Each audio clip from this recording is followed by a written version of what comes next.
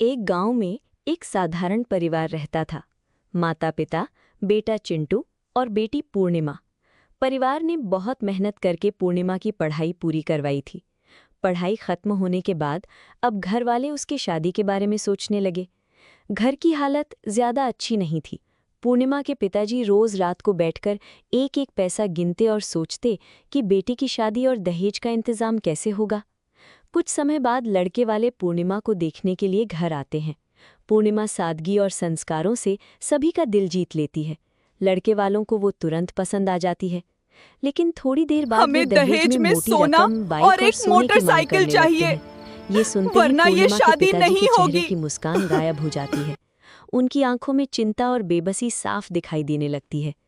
मजबूरी में उन्हें रिश्ता तोड़ना पड़ता है। पूर्णिमा ये सब चुपचाप दरवाजे के पीछे खड़ी होकर सुन रही होती है। अपने पिता की टूटी हुई आवाज़ और उनकी मजबूरी देखकर उसकी आंखों से आंसू बहने लगते हैं। उस रात उसके पिताजी अकेले बैठे उदास होते हैं। तभी उसकी माँ उनके पास आकर धीरे से कहती है, इतनी चिंता मत करो, हम अपनी बेटी को इतना पढ़ाएंगे, इतना काबिल बनाएंगे कि कोई चाहकर भी उससे दहेज नहीं मांग पाएगा।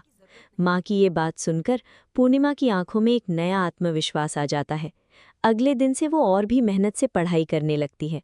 दिन रात मेहनत करके वो एक बड़ी अफसर बन जाती है।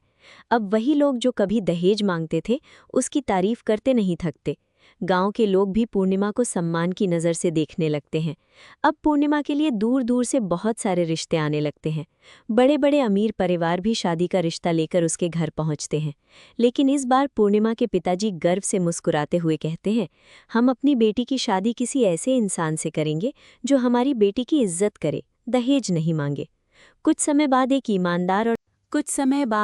ईमानदार और समझदार बड़ा बिजनेसमैन पूर्णिमा के घर रिश्ता लेकर आता है।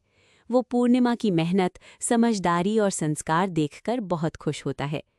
जब पूर्णिमा के पिताजी दहेज की बात करते हैं, तब वो मुस्कुराकर कहता है, मुझे दहेज नहीं चाहिए, मुझे सिर्फ पूर्णिमा का साथ चाहिए। ये सुनते ही पूरे परिवार की आंखों में खुशी के आंसू आ जाते हैं। कुछ दिनों बाद पूरे गांव में बहुत खुशी और धूमधाम से पूर्णिमा और उस बड़े बिजनेसमैन की शादी हो जाती है।